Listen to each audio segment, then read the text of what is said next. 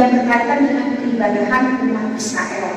Peribadahan itu peraturan tentang peribadahan itu baik berkaitan atau mengenai para pelayannya maupun mengenai tata cara peribadahan yang harus dilakukan oleh umat Israel. Peraturan-peraturan ini diberikan oleh Tuhan melalui Musa ketika Israel sedang berada atau masih berada dalam perjalanan pengembara di padang gurun. Dan karena itu, yang menjadi pusat peribadahan umat Israel pada waktu itu adalah yang dinamakan dengan kemah pertemuan. Karena itulah kita baca tadi dalam ayat 1 dikatakan bahwa ketika Tuhan hendak memberikan peraturan-peraturan ini kepada Musa, Tuhan memanggil Musa dari kemah pintu, dari pintu kemah pertemuan, memanggil Musa dari kemah pertemuan. Saudara, salah satu peraturan tentang peribadahan yang diberikan Tuhan itu adalah tentang bagaimana mempersembahkan persembahan kepada Tuhan, memberikan persembahan korban kepada Tuhan. Kalau kita membaca dari pasal 1 sampai pasal 5, maka ada 5 jenis persembahan korban yang dipersembahkan oleh umat kepada Tuhan. Yang pertama adalah di pasal 1 korban bakaran. Kalau kita lihat di pasal berikutnya adalah korban sajian. Ada yang namanya korban keselamatan, ada yang namanya korban penghapus dosa, dan yang terakhir adalah korban penebus salah. Tiap-tiap persembahan ini ada ketentuannya masing-masing, ada tata cara mempersembahkannya sebagaimana yang Tuhan telah atur dan Tuhan telah tentukan. Pasal 1 berisi tentang peraturan bagaimana mempersembahkan korban bakaran. Korban bakaran, saudara-saudara, adalah korban pendamaian. Artinya, melalui korban bakaran ini dilakukanlah pendamaian antara Allah dengan umat. Bahwa dengan korban pendamaian dengan korban bakaran ini, Allah memulihkan hubungan antara dirinya dengan manusia. Jadi, maksudnya begini, karena dosa, hubungan manusia dengan Allah, hubungan umat dengan Allah menjadi rusak. Untuk memperbaiki hubungan itu, umat datang kepada Allah membawa korban yang disebut korban bakaran. Korban ini dipersembahkan kepada Allah supaya kemudian ketika Allah berkenan, hubungan yang rusak karena dosa itu diperbaiki, dipulihkan kembali. Perikop bacaan kita tadi menjelaskan secara keseluruhan pasal 1 berbicara tentang korban bakaran, dan ketentuan umumnya adalah bahwa kalau orang mau mempersembahkan korban bakaran, maka korban itu harus berupa ternak. Ternak itu bisa berupa sapi atau juga kambing domba, dan korban yang kedua adalah burung. Jadi untuk korban bakaran itu sudah ditentukan. Yang namanya korban bakaran harus dari ternak atau dari burung. Dari ternak itu lembu sapi atau kambing domba. Dan ada ketentuan tata cara tersendiri untuk tiap-tiap hewan yang dikorbankan. Lembu sapi bagaimana, kambing domba bagaimana, burung bagaimana cara mempersembahkannya. Dari pembacaan kita menjelaskan, berisi penjelasan tentang ketentuan dan tata cara mempersembahkan korban bakaran berupa lembu sapi. Apa ketentuannya dan bagaimana tata caranya? Mari kita perhatikan. Di ayat yang ketiga dikatakan bahwa kalau persembahan itu lembu sapi, maka lembu itu haruslah jantan dan tidak bercela. Yang pertama, lembunya harus jantan dan tidak bercela, artinya nggak boleh cacat, nggak boleh luka-luka, renggang begitu ya, harus mulus, tidak bercela, tidak cacat. Lalu korban itu masih di ayat 3, lembu sapi itu dibawa ke pintu kemah pertemuan. Nanti Bapak Ibu kalau baca lebih lanjut, kita lihat bahwa kalau yang kambing domba itu nggak di pintu kemah, tapi di sebelah utara atasnya, di sebelah utara kalau tidak salah. Jadi tempatnya berbeda. Kalau lembu sapi dibawa ke pintu kemah pertemuan, yang keempat, sebelum korban itu disembelih, orang yang membawa korban ini dia harus meletakkan tangannya di atas kepala hewan itu. Jadi ketentuannya begitu, lembu jantan tidak bercela, dibawa ke pintu kemah pertemuan, lalu sebelum diapa-apain hewan itu, lembu itu letakkan dulu tangan seperti di atas kepala lembu. Lalu lembu ini disembelih. Yang menyembelih bukan imam, sebagaimana yang diatur untuk korban-korban lain, tapi disembelih oleh si pemilik hewan ini yang mempersembahkan korban ini. Dia menyembelih, dia kuliti dan dipotong-potong sesuai dengan aturan-aturan pemotongannya. Ada ketentuannya juga begitu. Lalu setelah dipotong, disembelih, kuliti dan dipotong-potong, imam-imam, anak-anak Harun menyiramkan darah. Jadi setelah disembelih darahnya ditampung, darahnya ini disiramkan di sekeliling mesbah dan di pintu kemah pertemuan itu. Lalu kemudian bagian-bagian dari lembu sapi yang sudah dipotong itu tadi, yang sudah diatur di atas mesbah pertemuan, di atas mesbah, kemudian dibakar sampai habis. Dan sekarang khusus ayat 9 memberi petunjuk bahwa khusus bagian isi perut dan betis dari lembu itu harus dibasuh dulu dengan air, harus dicuci bersih dulu, baru kemudian dibakar bersama dengan potongan-potongan yang lain. Dan itu semua dibakar sampai habis. Nah, saudara-saudara, itu penjelasan yang kita baca dalam perikop ini. Ketentuan-ketentuan dan tata cara yang Tuhan atur bagi umat Israel ini tentu punya makna tersendiri yang juga bisa kita renungkan, kita terapkan untuk kehidupan kita sekarang. Ketika Tuhan mengatakan, menetapkan bahwa lembu itu harus jantan dan tidak bercela, kenapa harus jantan? Kenapa tidak betina? Di tempat yang lain, di pengorbanan, di persembahan yang lain bisa betina, tapi di korban bakaran disebutkan lembu itu, sapi itu, kambing domba itu dia harus jantan. Kenapa jantan? Ada tafsir yang mengatakan begini, yang dipersembahkan itu jantan adalah karena jantan itu simbol kekuatan, jantan itu simbol kehebatan. Kalau kita mengadu hewan, adu ayam, adu kambing, yang diadu itu yang jantan apa yang betina? Yang jantan. Karena jantan melambangkan kekuatan, jantan itu melambangkan kehebatan. Jadi jantan yang harus dikorbankan.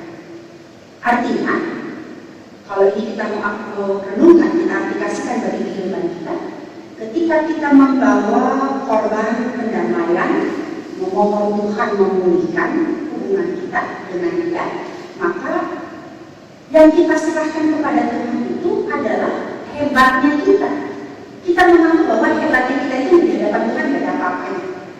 Kekuatan kita yang bikin kita merasa lebih hebat dan lebih jago dari Tuhan Allah, sehingga mau melanggar kehendak Tuhan, itu kita bawa ke hadapan Tuhan Allah. Tafsirannya bilang begitu. Kenapa jantan? Jantan itu melambangkan kekuatan dan kehebatan kita. Lalu harus hewan yang tidak bercela.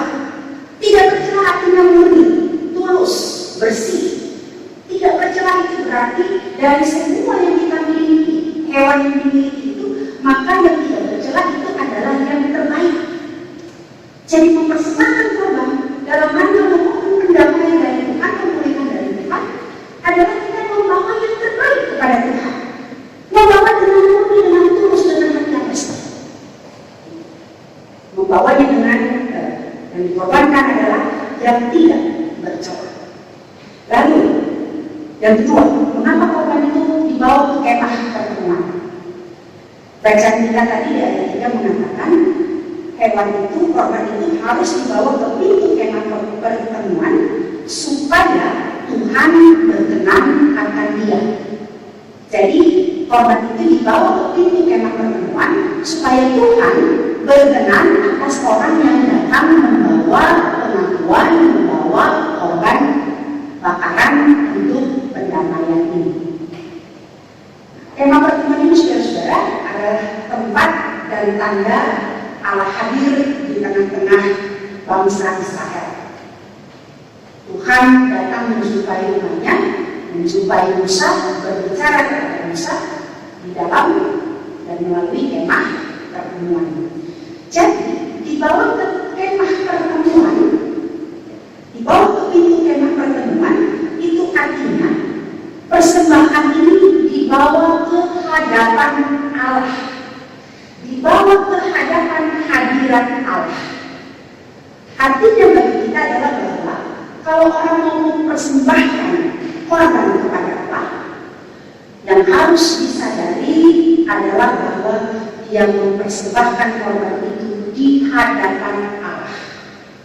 Walaupun dipersembahkannya di depan pintu kemah, walaupun sekarang kita mempersembahkan persembahan kita di gereja, di kantong persembahan, apapun namanya itu, tetapi sesungguhnya kita sedang mempersembahkan itu di hadapan hadirat Allah. Karena itu, saudara, kalau kita membawa sesuatu di hadapan hadirat Allah, bawanya jangan yang asal-asalan, bawanya jangan dengan cara yang sembarangan, bawanya jangan dengan sesuka-suka kita, tapi bawalah yang tidak bercela, yang tulus, yang murni, yang sopan, yang baik. Supaya apa? Supaya Tuhan berkenan atas apa yang kita persembahkan. Kan, ketika kita memberikan persembahan, ketika umat Israel memberikan persembahan di bawah pintu kemah, dia sesungguhnya sedang membawa itu ke hadapan hadirat Allah. Lalu yang berikut, dikatakan tadi bahwa sebelum disembelih ayat 4, sebelum korban itu disembelih, orang harus meletakkan tangannya di atas kepala lembu ini. Apa maknanya? Maknanya begini, ada 3. Kenapa harus meletakkan tangan terlebih dahulu? Pertama-tama, dengan orang ini meletakkan tangannya di atas kepala lembu, dia mengatakan bahwa persembahan hewan yang dia korbankan sebagai persembahan ini adalah benar miliknya, bukan hasil nyolongnya tetangga, bukan akibat hasil lipat dari orang lain, tapi betul-betul itu adalah milik kepunyaannya. Itu yang pertama. Yang dipersembahkan adalah benar miliknya sendiri. Masa mau berdamai dengan Tuhan Allah yang diambil hasil Allah? Itu dosa baru namanya. Lalu yang kedua, korban yang di atasnya si pemilik meletakkan tangan, korban ini akan dibakar seluruhnya sampai habis. Korban yang akan dibakar seluruhnya ini adalah memang betul dia persembahkan kepada Tuhan. Jadi begini maksudnya, dibanding dengan persembahan-persembahan lain, saudara-saudara, korban bakaran ini adalah persembahan yang akan dibakar sampai habis, tidak ada sisa. Jadi kalau pemiliknya meletakkan tangan di atas kepala hewan ini, dia mau bilang itu menjadi simbol bahwa benar hewan ini saya persembahkan seluruhnya bagi Tuhan. Tidak ada lagi yang nanti bagian khas dalamnya untuk saya ya, nanti bagian yang perutnya yang penuh lemak itu untuk saya ya. Tapi betul-betul semuanya itu memang dipersembahkan bagi Tuhan atas nama dirinya yang membawa persembahan itu. Dan yang ketiga, peletakan tangan di atas kepala hewan ini menandakan bahwa sang pemilik atau orang yang membawa korban ini, dialah yang akan menerima keuntungan dari korban pendamaian itu. Membawa korban bakaran itu, keuntungannya apa? Keuntungannya yang tentu saja adalah pendamaian dari Allah, pemulihan hubungan antara dirinya dengan Allah. Dengan kata alami, saudara-saudara, ketika umat seseorang yang membawa korban bakaran dan meletakkan tangan di atas kepala hewan itu mau menyatakan bahwa sekarang hewan yang memang adalah miliknya menjadi pengganti dirinya, hewan itulah yang akan menanggung segala kesalahannya, dan hewan-hewan inilah Tuhan memberikan pemulihan dan pendamaian baginya. Lalu setelah upacara itu selesai, hewan itu disembelih, darahnya ditumpahkan, disiramkan di sekeliling mezbah, bagian-bagian yang dibakar sampai habis, terutama lemak, perut, ya, itu dibakar sampai habis menjadi korban yang berbau harum, api-apian, korban api-apian yang menyenangkan Tuhan. Bahwa korban hewan itu dibakar sampai habis, potongan-potongan tubuhnya dibakar sampai habis, menandakan bahwa hewan ini mati menjadi ganti atas segala dosa kita. Hewan ini mati sebagai ganti kita. Jemaat yang terkasih dalam Tuhan, ketika gereja sekarang ini tidak lagi membawa korban bakaran kepada Tuhan, tidak lagi melakukan persembahan-persembahan, bukan hanya korban bakaran tapi jenis-jenis persembahan yang lainnya juga, kita tidak lagi melakukan itu sekarang. Kenapa? Karena bagi kita telah ada korban pendamaian yang sejati. Karena bagi kita, bagi gereja, bagi anak-anak Tuhan, umat Kristen yang hidup sekarang ini, Kristus telah mati di atas salib untuk menebus kita, menggantikan kita, yang harusnya disalib dan harusnya dikorbankan. Kristus adalah korban pendamaian yang sejati bagi kita. Makanya kita sekarang tidak lagi mempersembahkan korban bakaran. Karena Yesus sudah mendamaikan kita, maka korban-korban seperti yang dilakukan oleh umat Israel pada zaman perjanjian lama ini tidak lagi menjadi hal yang wajib untuk kita lakukan sekarang ini. Tetapi, saudara-saudara, sekalipun kita sekarang tidak lagi mempersembahkan korban bakaran atau melakukan mempersembahkan korban-korban seperti yang dilakukan dalam perjanjian lama, tidak berarti kita lalu tidak memberikan persembahan kita.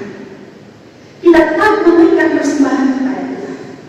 Tetapi yang kita berikan bagi Tuhan dalam sebagai persembahan kita sekarang bukan lagi sapi yang disembelih, kambing domba yang dikorbankan, burung dan lain sebagainya, atau sajian membawa hasil pertanian, walaupun di banyak daerah, di daerah-daerah masih ada yang namanya persembahan syukur unduh, persembahan syukur panen. Itu masih yang dibawa beras hasil panen dari sawah berasnya, ada kebanyakan beras, tapi ada juga yang bawa hasil panen yang lain, entah itu tomat, sayur-sayuran, yang kemudian oleh gereja ini dijual dan uangnya dipakai untuk kegiatan pendukung kegiatan pelayanan. Itu masih dilakukan, tapi pada prinsipnya sekarang kita tidak lagi mempersembahkan hal-hal seperti itu. Kita katakan yang sekarang bahwa yang kita persembahkan ini adalah uang, tapi sebetulnya ketika kita tidak lagi mempersembahkan korban-korban, apalagi korban bakaran seperti yang kita baca dalam dari pembacaan ini, kita tetap memberikan persembahan kita. Bahkan kalau kita mengutip apa yang dikatakan Paulus dalam Roma 12 ayat 1, sebuah kalimat ayat yang sangat-sangat terkenal dan juga kita hayati sebagai ayat yang mendorong kita untuk memberi persembahan kepada Tuhan, karena seringkali dibacakan dalam naskah jangan memberi persembahan syukur. Paulus katakan begini, karena itu demi kemurahan Allah aku menasihatkan kamu supaya kamu mempersembahkan tubuhmu sebagai persembahan yang hidup, yang kudus, dan yang berkenan kepada Allah. Itu adalah ibadahmu yang sejati. Artinya apa, saudara-saudara? Artinya adalah bahwa sekalipun kita tidak lagi mempersembahkan korban karena Kristus telah menjadi korban pendamaian yang sejati bagi kita. Namun sekarang kita mempersembahkan diri kita untuk mempersembahkan tubuh kita sebagai persembahan yang hidup, sebagai wujud syukur, rasa terima kasih atas pengorbanan Yesus Kristus di salib bagi kita. Dia yang mati menggantikan kita. Maka kita bersyukur dengan apa? Memberikan persembahan tubuh kita. Kita tidak lagi mempersembahkan korban hewan, karena sebanyak apapun hewan yang kita korbankan, sebaik apapun hewan yang kita korbankan itu semua sesungguhnya tidak mampu menghapus, menanggung dan menghapus dosa kita. Kristus adalah korban yang sejati dan dialah satu-satunya yang mampu untuk menanggung dosa kita dan menghapusnya di atas kayu salib. Berdasarkan korban Kristus itulah kita mempersembahkan hidup kita sebagai persembahan yang berbau harum kepada Tuhan. Apa bedanya persembahan korban Israel dengan persembahan hidup yang Paulus nasihatkan dari kita? Israel mempersembahkan korban, bedanya adalah bahwa yang dikorbankan itu hewan. Tapi Paulus bilang kita harus mempersembahkan tubuh kita. Bukan hewan lagi yang dipersembahkan, tapi tubuh kita. Perjanjian Lama menetapkan bahwa yang dikorbankan itu hewan dan hewan itu mati.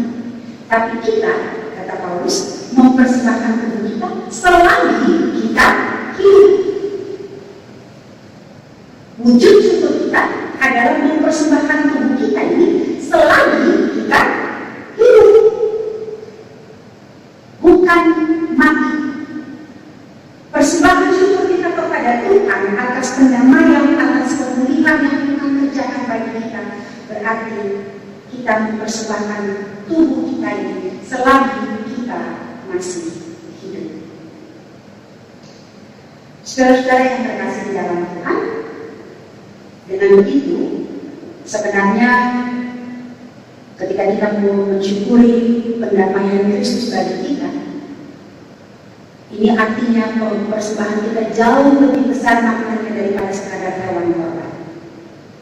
Karena yang kita korbankan adalah tubuh kita selagi kita hidup. Apa yang kita berikan, apa yang kita persembahkan kepada Tuhan. Kalau menurut ketentuan tadi harus jantan, berarti kehebatan kekuatan kita. Yang diberikan sebagai syukur kita kepada Tuhan, yang kita berikan kepada Tuhan adalah yang terbaik. Yang kita persembahkan adalah kehebatan kita, kekuatan kita.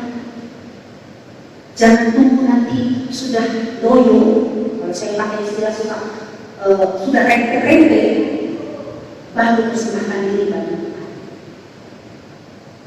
Banyak orang suka beralasan, nanti dululah saya masih sibuk kerja, tunggu saya sudah pensiun.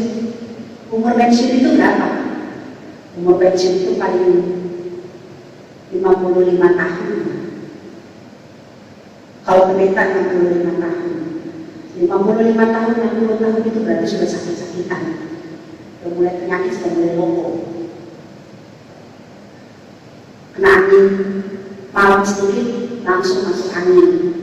Telat makan, masuk angin, sakit kepala. Tapi lagi muda, lagi hebatnya, lagi kuat-kuat, sibuk pakai tubuh, pakai diri untuk urusan-urusan yang lain, untuk kepentingan dan kesenangan sendiri. Tuhan menghendaki kita mempersembahkan korban syukur atas pendamaian Kristus.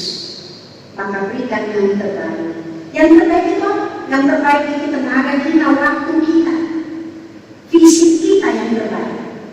Ketika kita masih sehat, ketika kita masih kuat, ketika kita lebih hebat dan jaya-jayanya, persembahkan itu untuk Tuhan. Kita bawa persembahan bukan untuk mohon Tuhan pulihkan. Tuhan sudah memulihkan, Tuhan sudah mendamaikan. Kita lakukan adalah bersyukur. Syukur yang menunjukkan dengan apa? Beri yang terbaik, beri segenap kekuatan, segenap hati, segenap akal budi yang Tuhan Yesus katakan. Kasihilah Tuhan Allahmu dengan segenap hatimu, dengan segenap kekuatanmu, dan dengan segenap akalmu. Itu mengasihi Tuhan dan mempersembahkan yang terbaik. Lalu kalau kita perhatikan lagi, yang berbau-bau yang diperuntukkan secara khusus bagi Tuhan itu darah, lemak, bagian-bagian yang terbaik. Semua dimakan habis, tapi bagian yang menjadi korban api-apian yang menyenangkan itu adalah yang bagian dalam, yang harus dicuci bersih dulu, bagian betis yang harus dibasuh dengan air dulu, itu dibakar dan itu menjadi korban api-apian yang menyenangkan bagi Tuhan. Artinya apa saudara, ketika kita mempersembahkan bagi Tuhan, yang dipersembahkan bagi Tuhan bukan juga tubuh secara lahiriah, tapi yang dipersembahkan bagi Tuhan terutama adalah hati kita, jiwa kita, akal budi kita. Bukan mengerjakan sesuatu tubuhnya bikin ini, tapi hatinya ngomel, berdumel aja terus, tidak bersyukur, marah, kesal, karena diminta untuk bantu pelayanan, diminta untuk ikut serta dalam kegiatan-kegiatan ibadah. Badan ada di sini, tubuh ada di situ, tapi sesungguhnya hati dan pikiran tidak ada di situ. Tuhan menghendaki hati kita pun diberikan yang bagian dalam kita. Itu menjadi korban api-apian yang menyenangkan bagi Tuhan. Bukan cuma tubuh kita yang menyenangkan Tuhan, tapi terutama ketika tubuh kita, hati kita dipersembahkan bagi Tuhan. Itu menjadi korban yang berbau harum yang berkenan kepada Tuhan. Jemaat yang terkasih dalam Tuhan Yesus Kristus, mari kita menyatakan syukur kita kepada Tuhan atas karya pemulihan pendamaian yang telah Kristus lakukan bagi kita. Lakukanlah, wujudkanlah syukur kita itu dengan memberikan persembahan hidup kita, persembahan tubuh kita selagi kita masih hidup. Karya pendamaian Kristus berlangsung satu kali, tapi berlaku untuk selama-lamanya. Dan untuk selama-lamanya juga kasih setia Tuhan ada bagi kita.